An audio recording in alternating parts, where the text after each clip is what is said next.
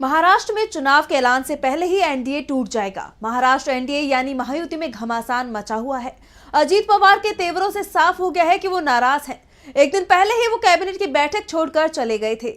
इसके बाद देवेंद्र फडणवीस की तरफ से अजीत पवार पर तीखा तंज कसा गया था, जिसके बाद साफ हो गया है कि महायुति में दरार चौड़ी हो चुकी है और इसे लेकर अब बड़ी खबर सामने आई है। महाराष्ट्र एनडीए में मचा घमासान अब सड़क पर आ चुका है। एक दिन पहले अजीत पवार मुंबई के सह्याद्री गेस्ट हाउस में हुई कैबिनेट की बैठक में शामिल हुए थे, लेकिन थोड़ी देर बाद वो बाहर निकल गए। इस बैठक में कई अहम फैसले लिए गए, लेकिन अजीत की नाराजगी सबसे बड़ी खबर बन गई है। इस बीच मीडिया ने डिप्टी सीएम देवेंद्र फडणवीस से सवाल किया तो उन्होंने अजीत पवार पर तंज कसते हुए कहा कि अभी मुझे दूसरे कार्यक्रम में जाना है, बाद में जवाब दूंगा और मैं सीएम को बताकर जा रहा हूँ, वरना आप लोग कहेंगे कि मैं नाराज होकर गया हूं।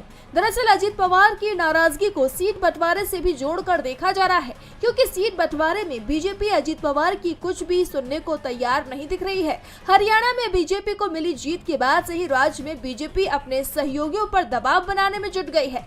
एक तरफ से अजीत पवार को साफ संकेत दे दिए हैं कि सीट बंटवारे में उनकी ज्यादा नहीं सुनी जाएगी। बताया जा रहा है कि बीजेपी की तरफ से अजीत गुट को 35 सीटों का ऑफर दिया गया है, जिससे अजीत पवार नाराज हैं और वो गठबंधन से बाहर निकलने का मौका तलाश रहे हैं। इससे पहले खबर आ रही थी कि महायुति में 241 सीटों पर सहमति बन गई है, जबकि 47 सीटों पर पेच फंसा हुआ है और जिन सीटों पर पेच फंसा है उनमें से अधिकांश अजीत पवार के दावेदारी वाली सीटें ही हैं।